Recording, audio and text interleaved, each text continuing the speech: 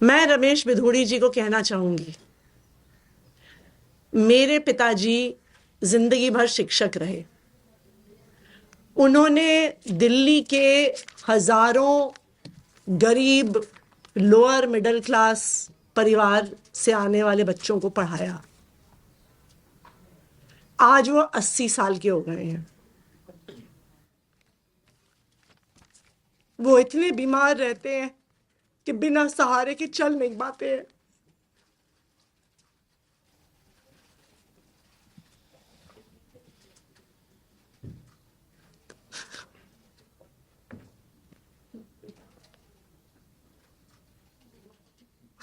आप चुनाव के लिए इतनी घटिया हरकत करेंगे? कैसे बुजुर्ग व्यक्ति को गालियां देने पे उतर आएंगे? देखिए, इलेक्शन अनाउंस होने के बाद भी करीब 10 दिन तक वोटर एडिशन डिलीशन की प्रक्रिया चलती है। हमारी ये मांग है कि जो नई दिल्ली में एक बहुत बड़ा घोटाला सामने आया है, सबसे पहले उस पे इन्वेस्टिगेशन होना ज़रूरी है। एक बहुत बड़े स्केल पे फ्रॉड हो रहा है। हर व्यक्ति जो ऑब्जेक्टर्स की हियरिंग पे आया है, हर व्यक्ति कह रहा है, 100% लोग कह रहे हैं जी मैंने नहीं भरा। ये बिल्कुल वही है, ये घोस्ट ऑब्जेक्टर्स हैं। तो इनके नाम पे फॉर्म कौन भर रहा है, क्यों भर रहा है, किस आईपी एड्रेस से भरे गए, किस साइबर कैफे से, किस कंप्यूटर से भरे गए, इसकी जांच होना जरूरी है।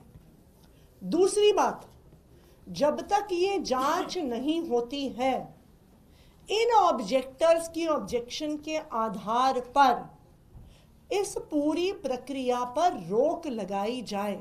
बिकॉज ये बिल्कुल साफ है कि अगर आप 1 लाख वोटर्स की विधानसभा में 6% वोट काट दें और 10% वोट जोड़ दें, ये तो पूरे चुनाव के गणित को ही उलटफेर कर देगा।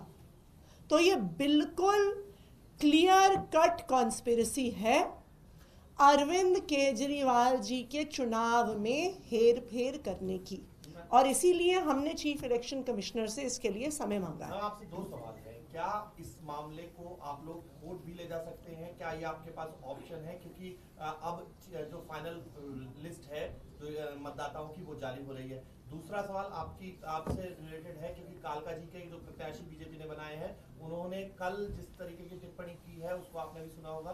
किस तरीके से आप उसे देखते हैं और क्या आपकी प्रतिक्रिया है? देखिए, जो आपका पहला सवाल है कोर्ट को लेके, हम सबसे पहले इलेक्शन कमीशन के पास जाएंगे। कुछ दिन पहले इस वोटर डिलीशन के मुद्दे को लेके हम चीफ इलेक्शन कमिश्नर से भी मिले थे और बहुत पॉजिटिव रिस्पांस सीईसी का, चीफ इलेक्शन कमिश्नर का रहा था।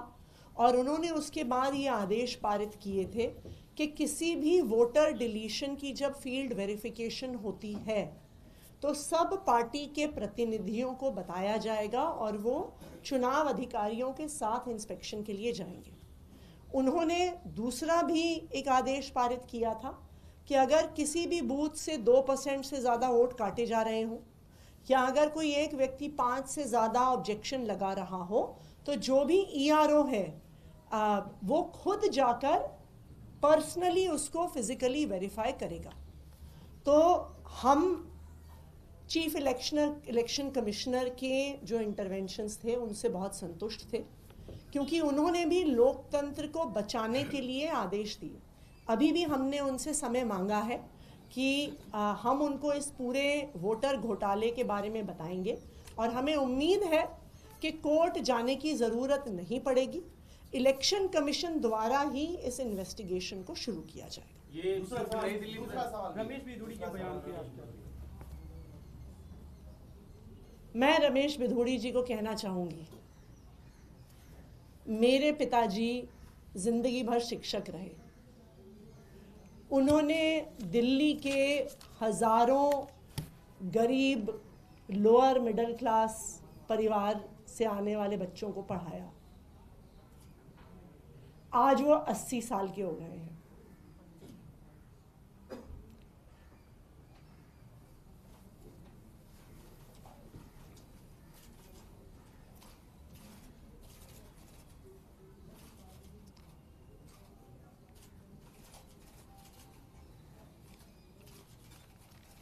वो इतने बीमार रहते हैं कि बिना सहारे के चल नहीं पाते हैं।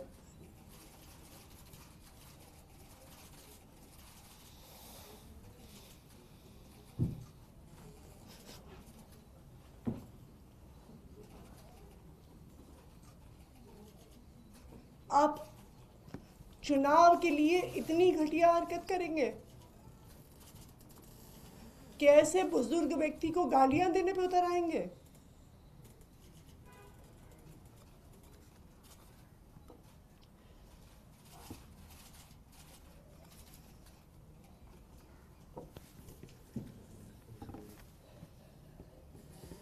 इस देश की राजनीति इतने घटिया स्तर पर गिर सकती है, मैं कभी सोच नहीं सकती थी। रमेश बिधूड़ी जी खुद दक्षिणी दिल्ली से 10 साल सांसद रहे। वो बताएं ना कालका जी के लोगों को कि उन्होंने इस इलाके के लोगों के लिए क्या किया।